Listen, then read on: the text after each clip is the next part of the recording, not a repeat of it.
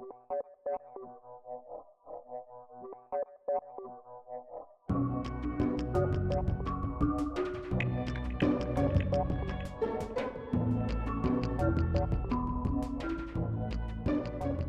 jardins filtrants, il s'agit en fait d'un lycée qui a été construit dans le parc d'un château, un château inscrit aux monuments historiques dans les années 60, dont la station d'épuration construite à cette époque était obsolète, polluait la rivière qui fait la clôture de ce parc.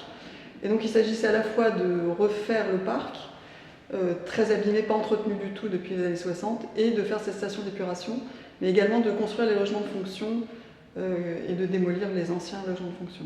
Donc les eaux usées qui sont traitées dans cette station d'épuration, ce sont vraiment donc les eaux des toilettes, de toutes les toilettes du lycée, et des logements bien sûr, et des cuisines. Le lycée est un lycée professionnel qui est à la fois un lycée où on apprend la cuisine et la restauration, l'hôtellerie, et aussi il y a une activité de restauration. Avec ces stations alternatives, on transforme du négatif, c'est-à-dire que les eaux usées, les eaux vannes des toilettes, c'est pas quelque chose de très sexy, hein, si on peut dire. Donc en esthétique, finalement, des choses qui ont un intérêt pour les adolescents, pour les profs.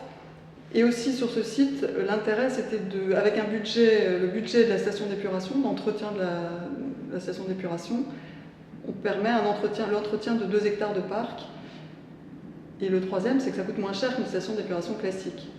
Alors les objectifs pédagogiques, nous on l'a traité dans le paysage en associant à la partie très technique du paysage des cheminements qui permettent de se promener dans cette station et de voir les différentes phases du traitement. Il y a 4 phases dans le traitement des eaux.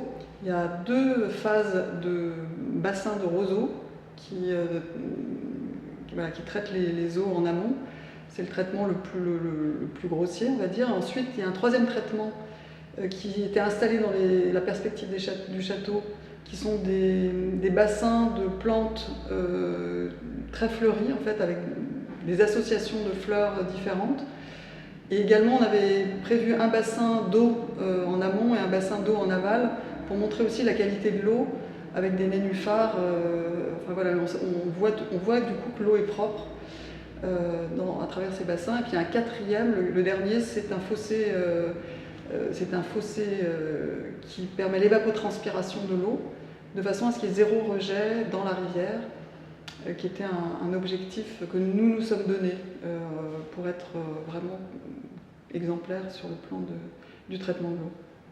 Et donc il y a des petits pontons qui traversent ce fossé et tous ces cheminements qui permettent aux lycéens finalement de se promener dans un parc. La station ancienne devait être démolie et nous avons proposé de la garder et d'en faire une bâche de stockage de l'eau pluviale, de récupérer des toitures du lycée.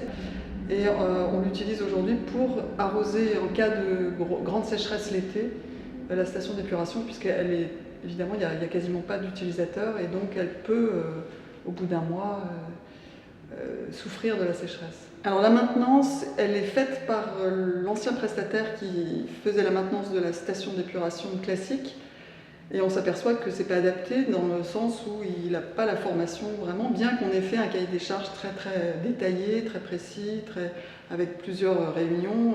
Donc en fait pour l'entretien il faudrait passer un contrat avec un prestataire qui connaît les stations d'épuration, donc c'est plutôt côté entreprise de jardin.